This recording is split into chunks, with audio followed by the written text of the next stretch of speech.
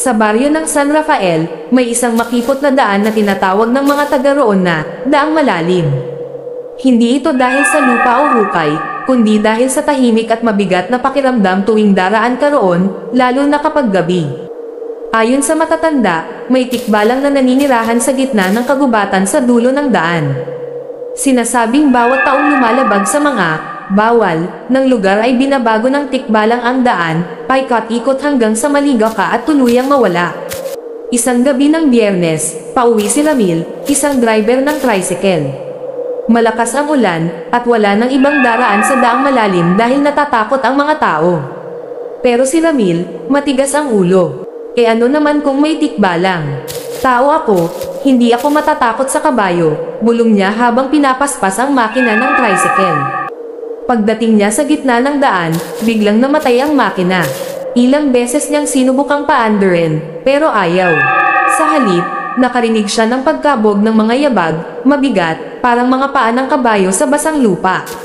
Paglingon niya, wala naman siyang nakita, pero ramdam niyang may nakatingin sa kanya.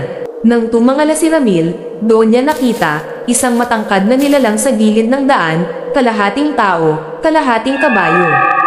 Ang mga mata nito ay kumikislap sa dilim, at ang hininga ay parang usok mula sa nagbabagang baga. Ba't ka dumaan dito, garalgal na tinig ng tikbalang? Hindi mo ba alam, ito ang daan ng mga nawala?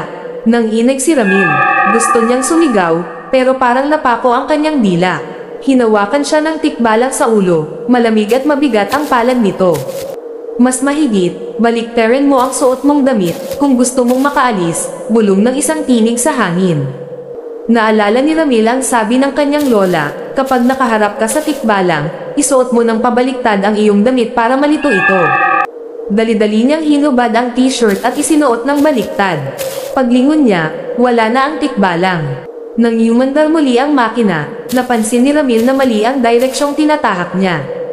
Hindi iyon ang kalsadang alam niya.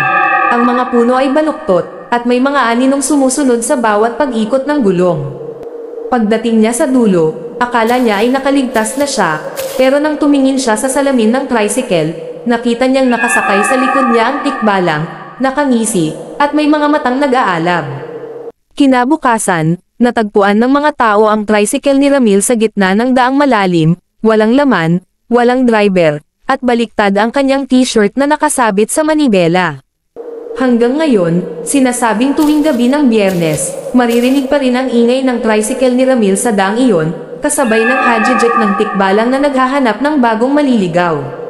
Isang matandang babae mula sa baryo ang lumapit, mas mahigit, sabi ko na may kinuha na naman ang bantay ng daan. Mula noon, tuwing gabi ng Biyernes, maririnig pa rin ang ingay ng tricycle ni Ramil sa Daang Malalim, ang tunog ng makina na tila naghahanap ng direksyon, kasabay nito, may maririnig na hagakjak ng kabayong halimaw na nagmumula sa dilim. May ilang driver na rin ang nagulat na nakikita nila ang isang lalaking nakabaliktad ang suot na t-shirt, naglalakad sa ulan, nakatingin sa kanila, at biglang nawawala sa hangin. Sabi ng matatanda, hindi na si Ramil ang tao ngayon, siya na raw ang bagong bantay ng Daang Malalim.